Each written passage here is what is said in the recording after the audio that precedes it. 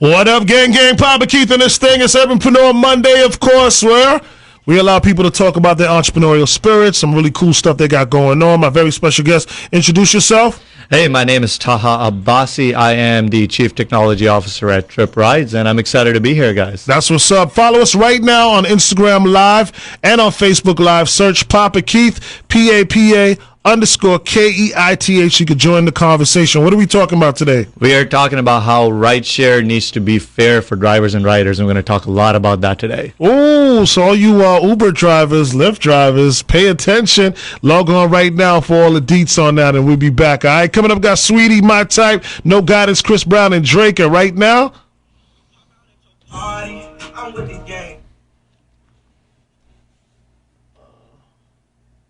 Nice, bro. Yeah. You're a pro with this. Hey, or just, when you got a message, you got to get it out. That's what's up. Thanks for having us, too, man. My pleasure, man. We like cool stuff like this. Yeah. We really wanted to just kind of get into our whole ethos of the company is have a company that's built by drivers, for drivers. So let's start. First of all, let's get a little background on you. Sure. So where are you from? I'm from Pakistan originally. I moved here back in 2005. Okay. And since then, I've been in the software industry since before I moved over here. I've done some cool stuff. Got to build some applications for National Geographic Channel. Led a team that actually sent a payload to space with NASA. Worked on the Mars 2020 missions and the Europa missions on actually the Velocity rover. Wow. Yeah. So done some cool stuff. And then I was looking for what I should do with the next 5 to 10 years of my life, and I came across Tryp.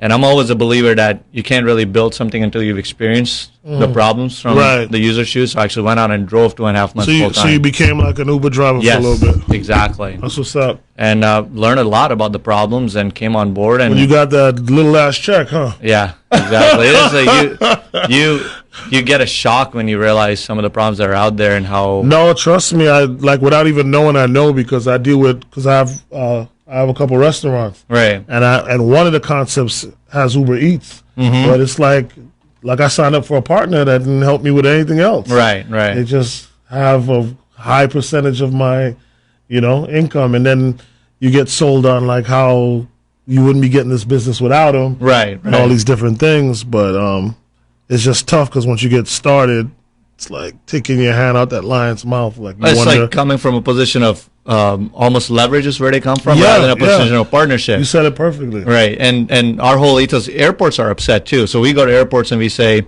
hey, what are your problems? How can we build software solutions into your airport to help solve them? So why is it a problem for the airport? Airports are having problems with congestion. So a rider lands and they request a ride right from the plane, and they're not really Uber and Lyft haven't really been that helpful in giving solutions to them about how they can do a queuing system and whatnot. We're going to the airports and saying, we can provide you full transparency. In fact, we can integrate our app directly into the airport and do a lot of cool stuff. You can potentially order a ride right from the screen in the airplane. And there's a lot of interesting stuff that we can do because we're coming from a position of partnership. Same with drivers. There's many driver groups in different areas, and the stance typically with rideshare companies has been to sort of company against drivers. Yeah. We're going to these drivers and saying, hey, tell us what your problems are, and we'll actually build features and solutions and policies that solve those problems. And so why hasn't other rideshare companies done what you're proposing to do? It's just the typical business model. How many companies do that? A lot. You come out starting a business, as you know, especially when it's a threat. Yeah, I mean, it's of course, but they're not afraid right now. They lost $5 billion last year, and last quarter. One of the things that you got to understand, you got to have $5 billion to lose it. So they've got tons of cash. So if they lost $5 billion, you don't think they're gonna be like, hey, we got to refigure some things right now? Of course, and they're trying. But 10 years, driver, you see every other day there's something coming out about drivers not feeling like they have a say in things. Even with the whole AB5 thing that's going around. What is that? Explain it. So basically, drivers want to be classified in a way that they can unionize, they can fight for their rights, they can fight for what fares, what rates should be set in different areas. We're coming out and saying, guess what? We're not even going to set fares and rates in different markets. We're going to let you, kind of like Airbnb, we're going to allow you to have your own book of business. We're going to tell you what the data suggests, that in South Florida, this is the recommended rate. But you have the choice as a business owner to say, I want to set this rate. So why do you think it is that Uber does this kind of, I guess, bullying, for lack of a better word. Like they just have their own way with the industry like this. Well, they got the power to do it, and it's kind of like it's advantageous for them to do so, right? And for us, our whole they've given us a platform where there's all these problems and we can come and solve them now. So I don't think they come out to be sort of the bully, but they have they're in a position of privilege to be able to have this market share and do whatever they want. So with Lyft, was Lyft any kind of dent on the issues people were having with Uber? Overall, from a driver's perspective, too, Lyft was a breath of fresh air for a while. Allowing them to have tipping. Right. And then, but over time, as it scaled, it went into the same thing. And to be honest, if we don't do things differently, we will be the same way. That's why from the beginning, my emphasis has been that we have to do the harder but the right paths by involving drivers from the beginning. So let's talk about Tryp app now. Sure. Why did you decide to do this? So it comes back to understanding from the application standpoint. But you're so smart. You could have really dove into a lot of different things, a lot of things that you can, you can make convenient for people. Why specifically this? There's in different times there's opportunities that you can look at making a difference. For us, we wanted to make sure that this new wave of the sharing economy that's coming out, if someone doesn't step in and do it ethically, then you're going to have monster companies essentially coming out and dictating what happens. And so that's where Bob McNulty, our CEO, sort of founded the vision, and then he brought on the right team, including myself, David Mata, and some of the other folks, to say, hey, we got to put a correct impact, an ethical way of doing the sharing economy, right? Got you. And it's you could do many other things, but this is something worthwhile doing. And we're also, part of this is we're enabling people to be business owners in the local market. So when drivers sign up in South Florida, those are businesses being opened in South Florida. The money that goes from riders to drivers goes from the rider's credit card into the driver's merchant account in South Florida. Got you. So that's a big difference with us compared to with every other rideshare company. The money goes from South Florida to wherever their headquarters is, and then they pay drivers out. Gotcha. We set up, if a driver signs up over here, we set up your merchant account, everything over here. So you have your own account, and that's really powerful, keeping the money in the community. All right, so explain to me more of the business plan of what makes Tryp app better. Sure. I think it starts off from the driver's perspective. We're a driver-first company because we believe if you treat drivers correctly, they will provide a better experience to riders. So it starts off with the monetary issue first. We give 100% of the ride fare to drivers straight off, right? So that includes miles, the distance and time, miles, minutes, tips, wait time, cancellation fee, all of that they get up front. On top of that, we charge a flat booking fee, which is how we fund rider rewards. We actually reward riders, and we also generate our operating revenue. So that's a $1.95 booking fee flat throughout. Any taxes and fees that need to be paid, we actually show the driver and rider what that amount is, and that goes directly to the government entities. So all of it is extremely transparent, which in Uber and Lyft app, being a driver, is really hard to get to where the money is going. Right. And finally, how do you get access to use our software? You can sign up for a subscription plan at $80 a month, at $140 a month, or $200 a month, depending on how much you drive. And at each level, we continue to talk with our drivers in different markets to understand what is the correct pricing, what is a reasonable plan, so that they can make a lot of money doing what they do on a regular basis. How easy or difficult is it going to be to jump into the market and get even half the recognition or, market share, with people just kind of like with those other two brands jumping out there with so far ahead of you in the game? Yeah, I think it's definitely a tough job. It's an uphill battle, but we've been blessed to have the community and the value proposition that we're coming with.